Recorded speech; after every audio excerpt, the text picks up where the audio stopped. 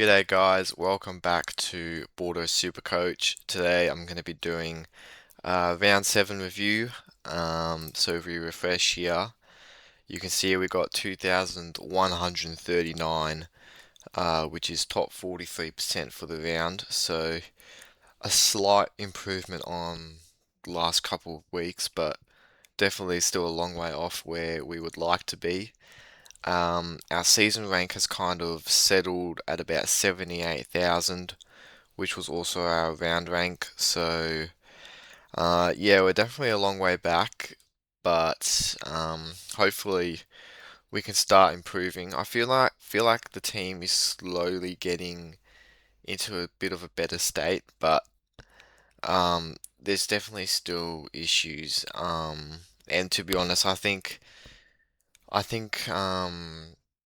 we're going to struggle to get a complete team for the rest of the season. I think I've burnt a lot of trades. As you can see, I've used 14 trades, so I don't think I'm going to be able to fully complete my team. I think my finished team is probably going to have a number of sort of fake primos and potentially even a couple of rookies on the field. But look, there's always next year. um, yeah, we'll get into the actual team. Um, look, the first couple games of the round went quite well for me. What were they? Let me just refresh my memory. It was Bulldogs Sydney was good because I kept Sarong and also I had Bont who did well and Jake's got a solid score on the bench. Oh, that's the wrong website. And then Tigers Demons. Oh, actually that wasn't great to be honest. Anyways, we'll go through the team. So Whitfield was good. Um, he's come back quite nicely after a pretty bad couple of weeks at the start. Yeah, he's looking like he should be a top six defender again. What has he done the last few rounds? 112 5 round average, 113 3 round average. So, yeah, he's got back into things nicely after a slow start. So, yeah, I'm pretty happy with how that's panned out. Sinclair had a bit of a down week, got 95, but yeah, look, he's had a couple down weeks now, which I guess happens, but he's still been pretty good overall, 113.4. But yeah, the last sort of 3 to 5 weeks hasn't been as good as the start, but that's okay. Josh Wall, 73. Yeah, this has been a bit of a disaster trade in, to be honest. Especially when I actually could have got in Archie Roberts instead, because this was about 3 weeks ago that I traded him in, and he's done 68, 106, and 76. Whereas Archie Roberts has gone absolutely nuclear the last 3 weeks. He's gone 140, 106, and 140 again. Plus, he had the 136 in round 4. So, yeah, he's been massive. Average of 130 over the last 3 weeks compared to 82 from Josh Roll. So, yeah, that's not ideal. But look, hopefully Josh Roll can at least average 100 for the rest of the year and be a D5 or D6 keeper. Probably D5 because I'm probably going to have to keep Houston as well, who got 116 this week. But yeah, I'm assuming he'll probably be D5, D6. I thought he was going to be able to average 105 to be honest when I got him in, but I fell for the trap. Look, he hasn't been terrible this season. Like I think he's averaging 25 touches a game. Um, but there's just been some games where he just hasn't really been able to use it well, I think, or just has gotten a lot of uncontested. Um, but yeah, and there's also been some games where he's barely gotten any disposals at all. But yeah, look, 116, so he was good this week. Yeah, he's been pretty inconsistent though, to be honest. Like, 130, 60, 100, 50, 87, 116. So yeah, he's been very up and down. But hopefully he can average like at least 95 because I'm probably going to have to keep him because I don't think I'm going to have enough trades to get rid of him, but we'll see. And then Jai Surong, yeah, look, I was really happy with this. A lot of people traded him out or at least benched him, but then I was like, you know what? I reckon he's going to have a good one this week because as you can see, he's kind of been a bit up and down the past few weeks. So I was like, look, he's got a 40. Maybe that means this week he'll go well, and he did. And so, yeah, after that Sydney Western Bulldogs game, I was like, it looks like I might finally be winning rookie roulette. Getting the right rookies on field. But as you can see here, Lindsay, 132 on the bench. Oh man, that hurt. In hindsight, I don't know why I benched him. Like, that was pretty stupid considering the fact that he's been pretty much one of the most consistent rookies, getting like 70 most weeks. And yeah, I benched him. Yeah, that hurt quite a bit to be honest. 132 on the bench cost me like 60, 70 points. So that would have been nice if I'd fielded him. I probably would have actually had a half decent week. Like I probably would have got 2.2k and potentially got top 20% for the round. But unfortunately, I benched him. I'll definitely be fielding him this week, that's for sure. Especially because they've got Richmond. So yeah, that hurt. And then I also benched Philippou 98, which look, I feel like a lot of people would have benched him, but probably should have seen that, against West Coast he probably could have done half decently, which he did. But yeah, that's a shame. Another week where I get unlucky with rookie roulette.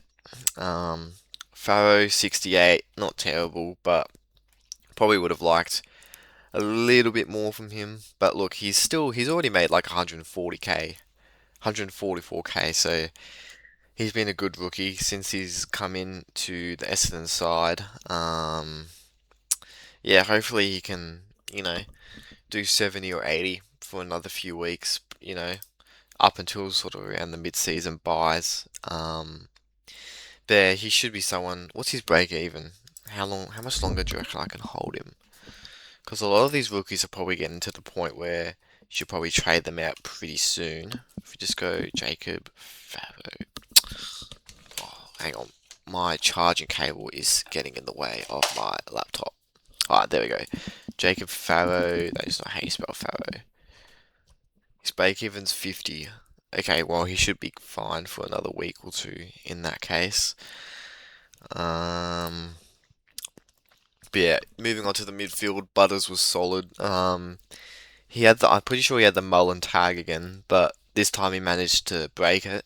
He had 30 touches, so it was good to see him overcome the Mullen tag. Nick Dacos, 105.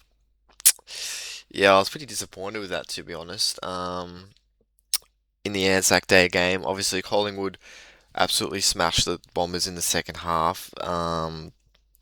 Yeah, I don't know what happened there, but the first half was, same old Collingwood. Can't score, can't make the most of the forward 50 chances, and Essendon well and truly in the game. But then, I don't know, something clicked in the second half. Yeah, I mean, the first few minutes of the third quarter, all we could do was kick behinds, and it was just more of the same. But then after that, we flicked the switch and then ended up kicking 100 points in the second half, I'm pretty sure. So, yeah, that was really good to see. Scott Pendlebury obviously had a legacy game. 43 touches and 2 goals. Absolutely ridiculous. But yeah, Nick Dacos. In the first half, he just couldn't use the ball to save his life. Like, he had like 21 touches for 39 Supercoach in the first half, which was absolutely disgusting. And what was really annoying me was that I think he had like there was like 2 or 3 times where someone else had the ball like around 50 meters out, and Nick Dacos just made them pass it to him so that he could take like a little shot from 50 meters out, and he missed all of them. Look, if he could actually like kick goals and kick those like 50-meter shots, then I'd be happy with it. But I swear, every single time he tries and takes those shots on goal, he misses. Like, I love Nick Dacos, but he cannot kick a goal to save his life. And he ended up with four behinds, I'm pretty sure. Let me just double check. Yep, four behinds. He had 42 touches as well, so he only got 105 for 42 touches, which shows that he actually didn't have a good game, despite the fact that he got a lot of the ball. He just couldn't use it. Um, yeah, look, he had a pretty good second half. He was a lot better in the second half, but still, pretty sure his disposal efficiency was like in the 40s at halftime. So yeah, I was pretty disappointed with that. Especially because I had the C on him. Yeah, 42 touches, 105 Supercoach. Pretty disappointing. If he had kicked even two of these goals, he probably would have got 120 or close to 120. But yeah, just can't kick a goal to save his life, which is pretty unfortunate. Bontempelli was good. He was pretty much the only good Bulldogs player against Sydney. Kicked a couple goals. I think he had like 30 something touches. Um, 29 touches and two goals. So yeah, he was really good. I think he was also getting tagged by Jordan, but didn't seem to bother him too much, which was good to see. Um, yeah, I think last week against Mullen, Bontempelli was yeah, couldn't do anything, but he was really good this week, which was good to see. Sam Walsh is really good as well, 121. He's actually looking like he's going to be a pretty decent pick. He was a bit slow to start the season, like 96, 102, 91, but the last few weeks he's been good. 118, 101, 120, so 113 in the last 3 weeks he's averaged, so looking like he should be a pretty solid pick. Tanner Brunn was good as well, 92. I think his break even's pretty high though. His break even is 90, so look, he could definitely get it. Like, he's had plenty of games where he's got 90. In fact, I think majority of his games he's managed to get over 90. The problem is he just has these games where he gets like 40 or 50 every now and then, which just has completely ruined his cash gen. Like, if it wasn't for these two games, he'd probably be like 450k by now. But yeah, unfortunately, these games here have just ruined his cash gen a little bit. But look, if you can have another, if you can have a good couple of weeks, he should be fine. I think he's got a pretty good fixture the next couple of weeks. What's he got? He's got North Melbourne, which I don't think's too bad. Nothing special. But then Collingwood, this should be a really good fixture because for some reason we always let halfbacks do whatever they want. Like I think we're one of the easiest teams to get Supercoach against for halfbacks, so I think I might hold him until at least the Collingwood game. Hopefully he can get over 400k. That would be nice. But yeah, Tanabran, um, I think should be good to hold potentially until the mid-season buys. To be honest, if he can get these sort of down games out of his system, he could potentially make another 30k or so if he can have another good few games. But yeah, Jackie Smith, another pretty ordinary game. Yeah, didn't get any CBAs again, so I don't know what's going on there. Like, I don't understand why Carlton have stopped giving him CBAs. Like, clearly they're not going to make finals this season, so they may as well like give Jackie Smith CBAs because he's clearly one of their best players already. Like, based on what based on what we saw the first few weeks when he was getting CBAs, he looked like one of their best players. Like he was getting, 25, 30 touches easily. And there was some games where he didn't use the ball too well, but he was still playing pretty good. But this week, he had four CBAs, which is, yeah, pretty bad to be honest. Liam Reedy actually had a really good game as well, which was interesting. Uh, but I mean, Pitnet will probably be back soon, so don't know if I'll be trading him in. But anyways, yeah, Jagger Smith might be time to go. To be honest, what's his break even? Oh, actually, nah, his break even's 47. So he actually should be fine to hold for another couple of weeks at least. Blamires didn't play. I think he was managed. Or was he dropped? I actually don't know. But if he's not picked again this week, probably might have to trade him out. But his break even is still 28, so if he is picked this week, which I think he will be, probably just hold him. Murdoch was pretty meh, but to be fair, the West Coast got absolutely belted, so understandable that he didn't score too well. But they have Richmond this week, West Coast, so I think Murdoch should do pretty decent this week. Sam Grill was alright. What's his break even? Yeah, his break even is still 40, so he's another one you can hold. Pretty much all the rookies still have decently low break even, so I'm not actually sure who to trade out this week, to be honest, because I definitely want to do an upgrade because I've got 230k in the bank. But yeah, Philippou was good. I was gonna put him on field for Marshall when I found out Marshall wasn't playing, but because of who had already played, like I think Steen had already played when I found out Marshall was out, which meant that I couldn't actually move Philippou into the forward line, which was pretty disappointing. But yeah, Max gone. Yeah, this is not good. Max Heath has been taking a lot of the ruck contests off of Max Gorn. Like they've pretty much done like a 50-50 split, which is really bad because it's just absolutely killed his scoring the last couple of weeks. Like he's still managed to get 100, but if this keeps going, he probably won't be able to get 100 every week. So yeah, I don't know what's happening there. Hopefully, it's just like maybe to give Max Gorn a bit of a rest for a couple of weeks. But yeah, this is definitely very concerning because it's not like I can trade him out because he's 700k premium. And I've got bigger problems to deal with. But yeah, it's certainly very annoying that Max Heath has been getting so many ruck contests. Yeah, Lachlan McAndrew, 65. What's his break even like? 73. So he could potentially be someone to trade out this week, to be honest. Yeah, look, he's been a great rookie, but I think he's probably starting to get to the point where he's probably not going to make much more money. Yeah, hasn't been great the past couple of weeks. Um,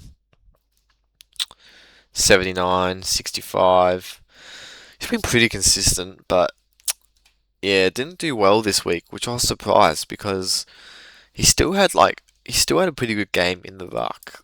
Like he had like 30 hit outs. Um, Pretty comfortably beat Brisbane in the ruck. Well, not super comfortably, but I think the problem was he only had 6 hit outs to advantage, which isn't a very good ratio. Because I don't think you actually get points for hit outs unless they're to advantage. So, doesn't really. There's no point getting 30 hit outs, I guess, if only 6 are to advantage. So, yeah, hopefully he can have a good week this week. But I don't know. I might consider trading him out. I'll decide in a minute. But Sheasel was good. Actually, no, he wasn't good. Sorry, he had a bit of a down game. I mean, he wasn't terrible. Petrarca was decent. Flanders started off pretty good, but then he had a good first quarter, but then faded off after that. I'm still not sure if he's actually going to be a keeper. I don't know if he'll actually be a top 6 forward, to be honest, but I might just have to keep him. Yeah, Isaac Rankin was pretty good this week. I thought he was going to ton up. It was for most of the game, it was looking like he was going to ton up, but then he just missed out. But yeah, I won't complain with a 96. That was pretty good. Cook was good. Marshall didn't play again. I'm not sure why, to be honest. I didn't really look, but I'm assuming it was probably just like something to do with injury. Yeah, hopefully he can actually get some games because he's missed so many games this season, which is a shame because he's actually been scoring pretty decently. He's been doing 70s pretty consistently.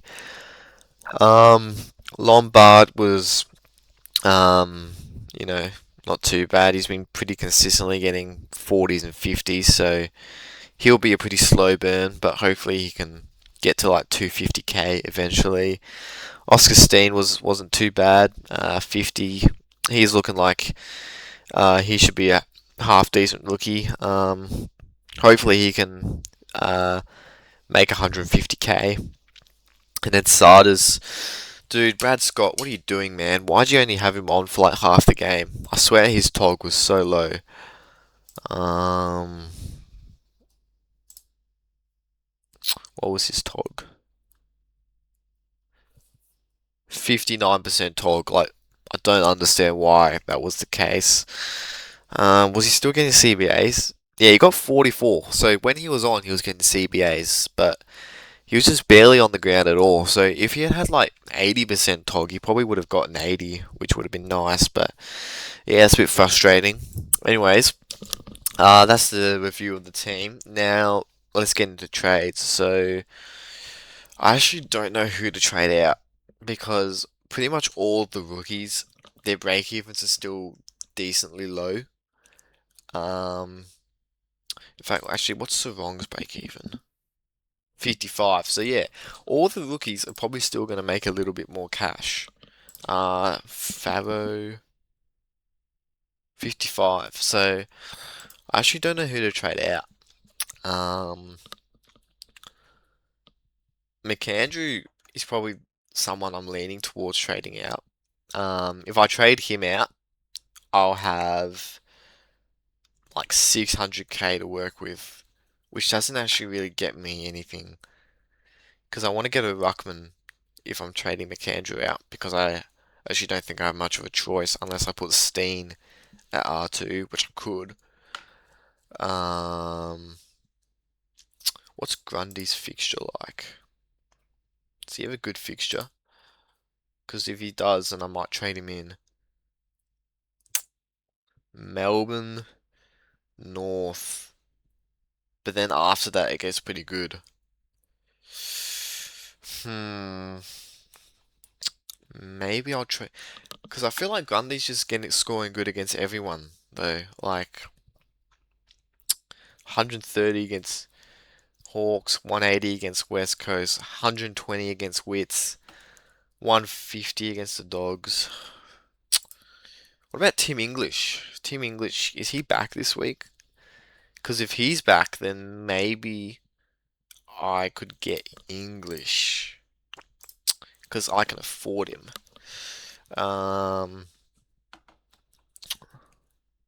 If he actually loads. Come on.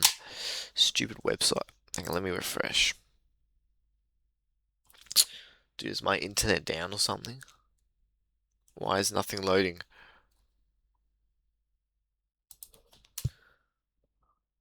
Dude, hang on. Hang on, give me a second. I'll be back when it loads.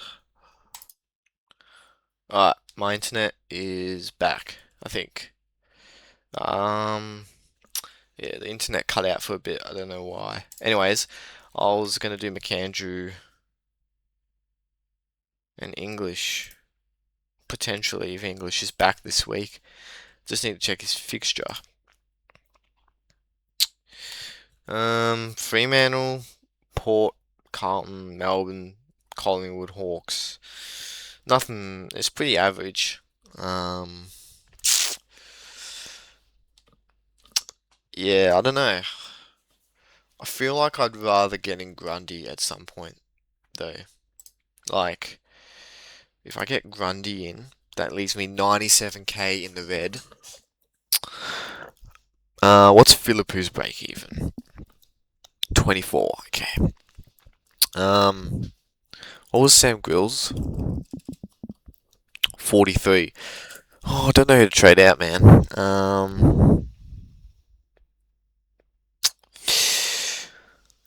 I want to also potentially get in Patrick Rechko, from Richmond. He's been pretty good. What's Rechko's break even? Because he's on the bubble with negative 84. Okay, so I need to get him in. Who should I trade out? I don't know which rookie to trade out, bro. This is hard. I could just trade out Lombard. What's his break even? 32. Like, is he actually going to make any more money? Probably not. But if I trade him out, he'll probably just like pull an 80 out of his ass. No, I don't know. I don't know.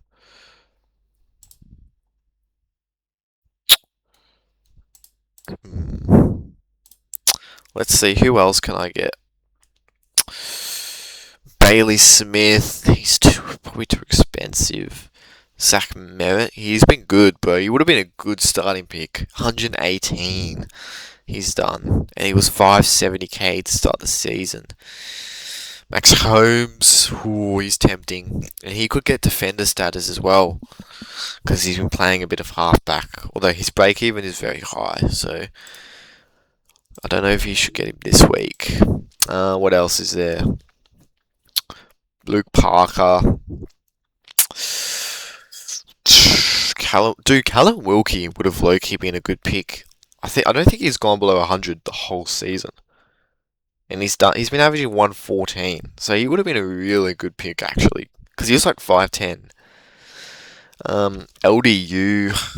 Dude, I don't know.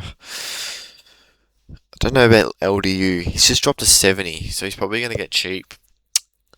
Archie Roberts is pretty expensive. Lockie Neal. He would have been a good starting pick as well, to be honest. Cozzy Pickett. He's been really good. He would have also been a really good starting pick. I actually had him in my side for like most of the preseason, but then I ended up swapping him out for like Petrarca because obviously you had to start Petrarca, and I didn't really have room to start both of them. But yeah, he would have been good. John Newcomb, nah, not for me. Wanger could get in Naz. Actually, maybe I'll get in Naz. I feel like that could be the play. What's his fixture like? Does he have a good fixture coming up? I've missed the West Coast matchup. What's he got? Carlton. This is actually not too bad. I actually reckon I might get in Naz this week. Get in Nasiah Wangening Miller. I'll move him into defense. Get Lindsay on the field.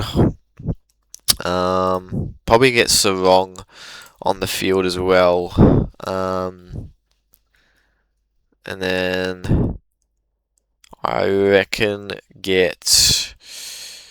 Sardars will bounce back, so maybe get him on for Blamires.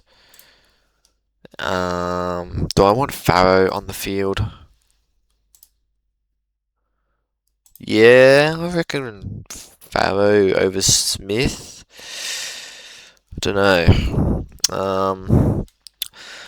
And I need to trade someone out for Rechko as well, because I don't want to miss out on Rechko. But I don't know who to trade out. What's Lockie Jakes' break even? Jakes 50. Maybe he is the trade out. Trade him out. Move Sam Grill into there. Rechko. Complete trade. I think I'm happy with that. Jakes and McAndrew for Wanger and who was the other one? Wanger and Rechko. I'll do that. Who do I want? Emergency. I don't think I can loop any of the rookies because I don't have anyone that's not playing. Actually, I could potentially loop Zakostelski. Also, this is risky because now Oscar Steen is forced to be on my field, which he's probably not going to put up a massive score. So I think I'm happy to do this for a couple of weeks, but I reckon my next upgrade probably needs to be a Ruckman. And I reckon it's probably going to be Brody Grundy or potentially Luke Jackson. I don't know. But I think I'm happy to have Steen on field in the ruck for a week or two. But ideally, my next upgrade probably needs to be a ruckman, I reckon. Although there's a few midfielders that are going to be cheap. Like Callahan's going to be really cheap. Um, yeah, I don't know. Who has the highest break even? Tristan Sherry. Oh, he could actually be a decent option. Um, because he's 680, but he could probably come down to like potentially 650. Um, although I don't know, Jack McRae. Wait, why am I even talking about Jack McRae? Finn Callahan. He's probably going to go below 500, so I actually reckon I might trade him in next, to be honest, and then maybe after that a ruckman. So I reckon I'll go Callahan and then a ruckman as my next two upgrades. Because to be honest, I think I can have Oscar Steen on my field for like 3 or 4 weeks. I think that should be fine. Because I honestly think he's capable of pumping out some 70s. Look, we see here he's an 80 and a 70, so I think he should have a couple of decent games, I reckon. So look, I think I'm happy to just have Steen at R2 for the next few weeks. Look, hopefully McAndrew doesn't go nuts in the next few weeks. That would hurt for sure. Although, to be honest, should I just keep McAndrew? I can definitely afford it. Um, maybe. Although, who would I get back out for McAndrew? Because if I keep McAndrew, I have to trade another rookie out. Maybe I just trade out Lombard instead. Let's do that, actually. I changed my mind. I'm keeping McAndrew.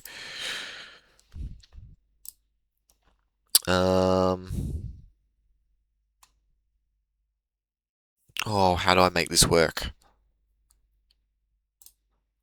Do that. Do Oscar Steen for now. And then update the trade again, I think. Yep, there we go. I changed my mind. I don't want Oscar Steen at R2. I want McAndrew there. Yeah, alright. Captains. Who are the Saints versing? Could put the captain on Naz and then maybe the vice captain on Butters. I reckon he could do well in the showdown. Who are the Dogs versing? Frio. I could do Bond. Could do Dacos, although I feel like Dacos normally doesn't do very good against Hawthorn. Pretty sure. Maybe I'll do. I can't do Bont into Butters because they're both playing on Friday night. Do I think Bont will do better or do I think Butters will do better? I reckon I'm gonna back in Butters. And then I reckon I'll do Butters into Nas. I reckon that's where I'm gonna go. Alright. I think that's it for this week. Hopefully I can have a good week. I haven't had a good week since week 1 where I got top 10% for the week, and even that wasn't anything crazy. So, fingers crossed I can finally have a bounce back week. But I think this is what I'm going to do for now. Thanks for watching, and I will see you next week.